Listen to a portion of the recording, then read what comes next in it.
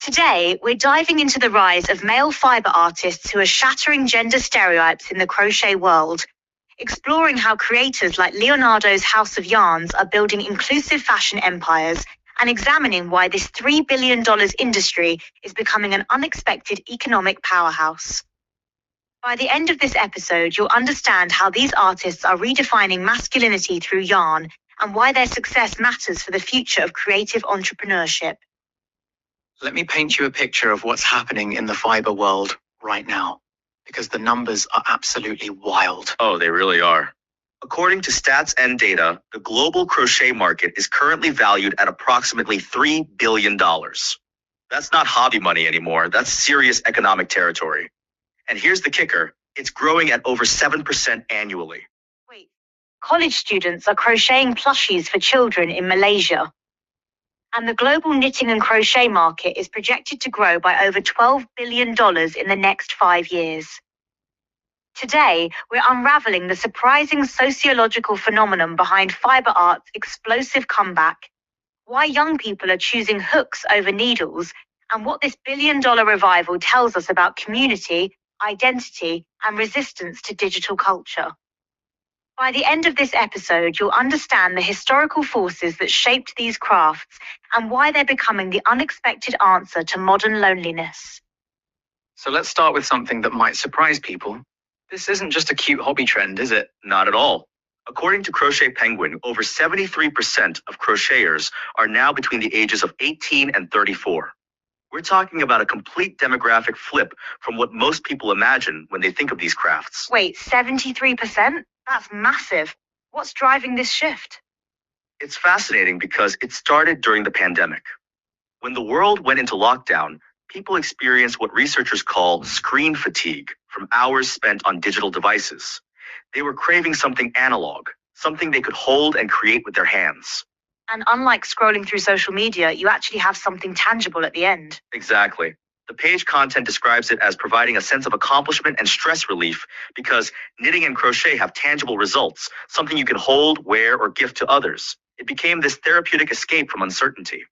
But here's what I find interesting. We're talking about knitting and crochet together, but are young people gravitating more toward one than the other? Great question. The data suggests crochet is actually winning out. Pamela Cordova, co-president of Baylor's Crochet Club, noted they've seen a lot of people joining a lot of fiber art stuff, crochet especially. Why crochet specifically? What makes it more appealing? Well, to understand that, we need to look at the history. Crochet's origins are actually quite mysterious. The exact beginnings are debated, but historians suggest it may have evolved from ancient techniques in the Middle East, South America, or China. So it's this ancient craft with global roots. Right. But what's really interesting is that modern crochet, as we know it, likely emerged in 19th century Europe. The word itself comes from the French croc, meaning hook. The earliest written reference appears in Elizabeth Grant's The Memoirs of a Highland Lady in 1812. And then it spread from there. Yes, and here's where it gets really compelling from a social perspective. During the Great Irish Famine from 1845 to 1852, Irish women created intricate lace patterns known as Irish crochet, which were sold throughout Europe and America. It became a vital source of income during a devastating time. So crochet has this history of being both an art form and economic survival tool. Exactly. And that economic aspect is huge today, too. The knitting and crochet market is forecast to increase by $12.28 billion between 2024 and 2029, with a compound annual growth rate of 6.9%. That's incredible growth. But let's get back to why young people are choosing this now. What happened during the pandemic specifically? The pandemic created this perfect storm. People had more free time, they were seeking offline activities, and they were craving community. But here's what's really interesting. Textile business expert Isabel Mann believes that fiber arts actually skipped a generation. What does that mean exactly? She argues that parents in the 90s and early 2000s simply never taught their millennial and Gen Z children how to do these crafts. So these generations had to teach themselves, often starting online through platforms like Instagram and TikTok. So they learned digitally first, then moved offline? Exactly. The trend began online through influencers like Petite and platforms like Ravelry. But then, as COVID lockdowns lifted, these same crafters decided it was time to take things offline. They were craving human interaction and a break from their screens. And that's where the community aspect comes in. Right. Virginia Meinhausen, who started Knitting Club Potsdam, put it perfectly.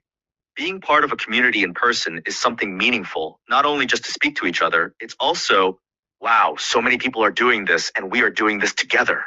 There's something powerful about that shared creation experience. And it's creating what sociologists call third places, neutral, physical spaces separate from home and work or school. These young people are actively rebuilding the social infrastructure that's been lost. That's fascinating. So they're not just making scarves, they're making community. Exactly. And the numbers back this up. Research shows that over 3,000 knitters who knitted 3 or more times per week reported better mood. But here's the key part. Those who knitted with a group were more confident, had a sense of belonging, and made new social connections.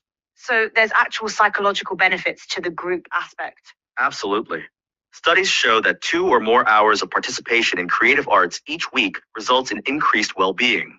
But it goes beyond individual benefits. These crafts serve as unique forms of social bonding, particularly among women across generations. And speaking of women, there's definitely a gender dimension to this, isn't there? Huge gender dimension. According to research from Springer, fiber arts like knitting and crochet are deeply intertwined with the history of feminism and women's self-expression. Since the Industrial Revolution, these have been considered women's work. But that's changing now? It's complicated. Young people are both embracing and challenging these gender associations. Luisa Pira from Brooklyn College's Women's Center says they want to fight or work against the stigma of the ageism in the fiber arts community because a lot of people were like, oh, it's for grandmas. Right, like why is being associated with grandmothers automatically bad? Exactly. And historically, these crafts have been vehicles for political action. Eleanor Roosevelt led efforts for women to knit and crochet for troops during World War II. In 2016, the Pussy Hat Project became an iconic symbol of the Women's March. So there's this long tradition of fiber arts as resistance and political expression. Right. And today's young crafters are continuing that tradition. Take Baylor's Crochet Club. They have an initiative called Stitches of Hope, where members handcraft plushies for children undergoing cleft lip and palate surgeries.